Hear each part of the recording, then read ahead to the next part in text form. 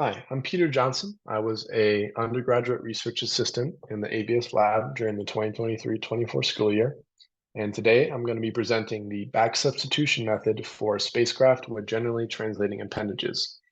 First of all, I'd like to acknowledge my co-author, Joao Vaz Carneiro, who is a graduate research assistant in the ABS lab.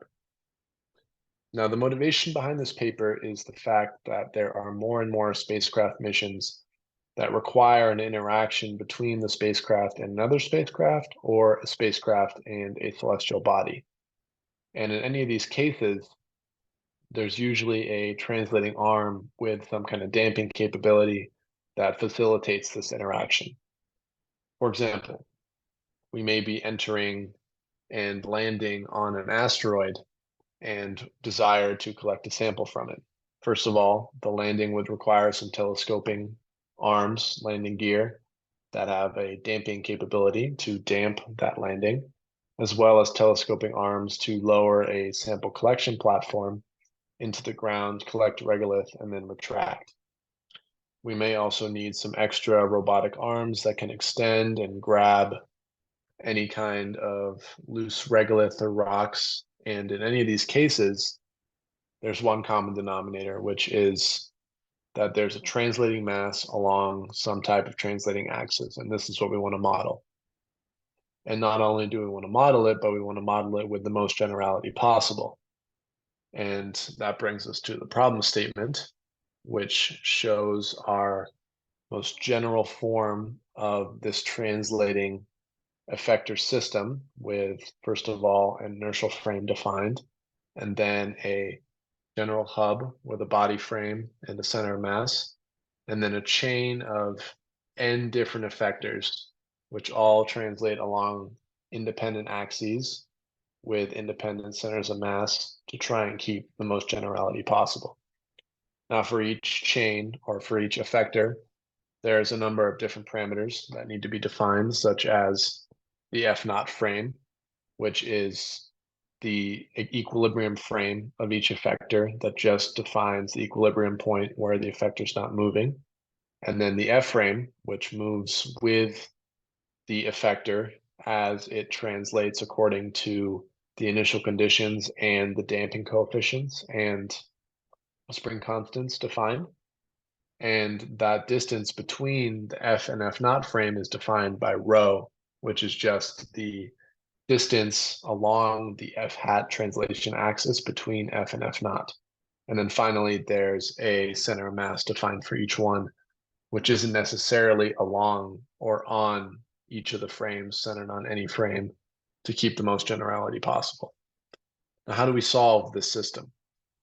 What we want to do in this case, what we did was Kaynes' method, which is just a different way of solving dynamical systems as opposed to your Newton's or your Euler's methods, which, while Newton's and Euler's equations are very useful for a 1 or even 2 degree of freedom system, they're not as useful in an n degree of freedom system where it's more desirable to find patterns across the 1 to 2 to n different effectors that would allow us to get a general equation for any ith effector.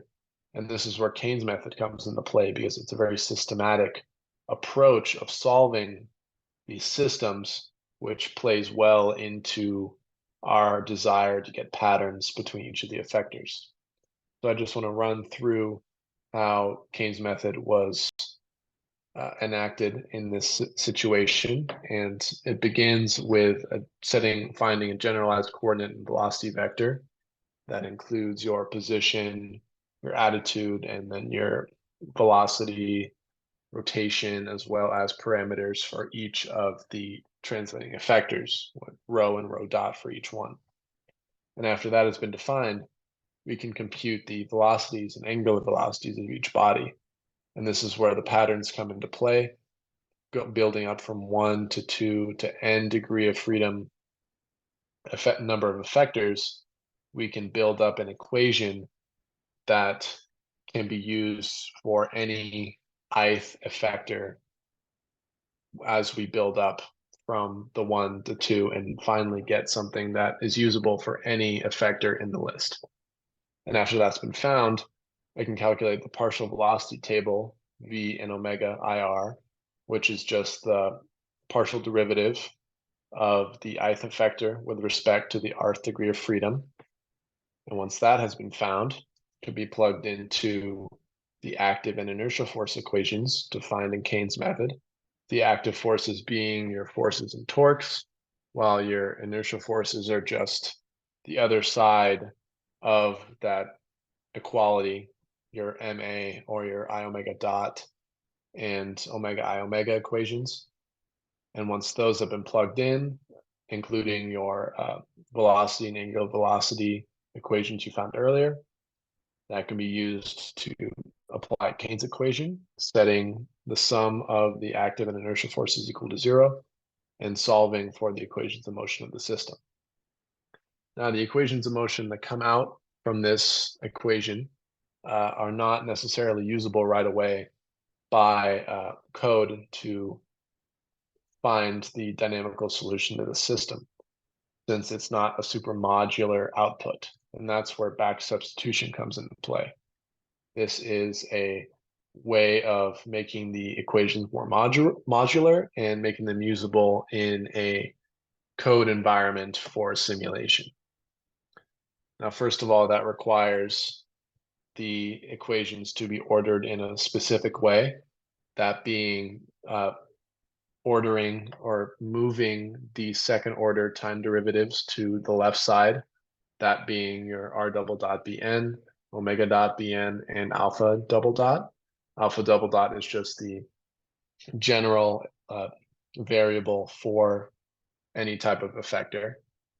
And then once those are ordered to the left side, what's left on the right is just your forces or your torques and transport theorem parts of the equation, anything else that's left over. And that applies also to the rotation. You have a couple terms, notice, that stick around or are general for any type of effector, that being the non-summed terms. And then the real difference comes in these equations from the sum part as it sums across any general effector and the number of degrees of freedom for that effector. And then finally, we have the effector equations themselves, which has alpha double dot isolated on the left side, and in terms of r double dot and omega dot. And what we can do is back substitute this equation into the translational and rotational equations of motion to get those equations in terms of only r double dot and omega dot. This can then be used to turn those two equations into a matrix form and solve for r double dot and omega dot independently or separately. And once both of those have been found, they can be substituted back into the effector equation of motion, and the entire system can be found and defined. Now, how do we verify these equations of motions once they have been found? Well, what we do, since this is a conservative system, is the energy and momentum conservation laws apply. So for every time step in the simulation, you can recalculate the momentum and energy, and it's expected that the difference between the initial and current momentum or energy should be 0. Now, looking at these graphs here, you'll notice that it's not exactly 0, but if you see the scale of the y-axis, which is on the order of 10 to the negative 14, you'll notice that this is really just integration error and shows that the equations are in fact working correctly, and the only discrepancies that are coming out of this are errors in the integrator itself, which shows us that the integration or the equations we found are correct and are giving us the correct state of the spacecraft. Now I wanted to generate an example scenario to show off this system in a simple way, which brought me to just applying for cylindrical translating appendages to a rectangular spacecraft. and having them translate all along a single axis and coming out to a certain distance after an initial spinning duration. Now, the arm displacements are shown here, which shows us that the first appendage, which is attached to the hub, doesn't move, which is expected, while the other three all extend the same distance and end up end to end with each of the other appendages to fully extend up from an initial 3 meters to a total of 12 by the end of the simulation. And then the arm displacement rates are shown with a steady increase in the velocity of the change, and then a steady decrease, which is just defined by a profiler that is given an initial reference rho. Now we have the attitude, which, as expected in the simulation, we would think that the inertia would increase because of the extension of the arm, which would lead to a decrease in the angular velocity, which is shown in the right graph here. There's a steady decrease in the angular velocity up until 2 minutes, which is when the extension completes. And that is agreeing with our initial intuition of what should happen. Now here is a quick video of the simulation itself occurring. It simply extends that arm, and you can see the spacecraft visibly slow down, which once again corroborates what we were thinking. And then it completes its extension and is now rotating slightly slower than it was before. So the conclusions from this work were previous work solved a similar system for general n-axis rotating rigid bodies, and it used the same methodology and calculations. This furthered that work and applied the same methodology to and translating rigid bodies. It also expanded upon previous work of not or more specific translating body situations that weren't completely general and made assumptions, while this new module is completely general and can be used in place of any of those previous equations with just more generality and inputs required. It was solved beginning with a single effector and one translating axis, and then moved up to the n translating system with in which the scenario was used. And then finally, the equations were validated using the energy and angular momentum conservation laws. Thank you.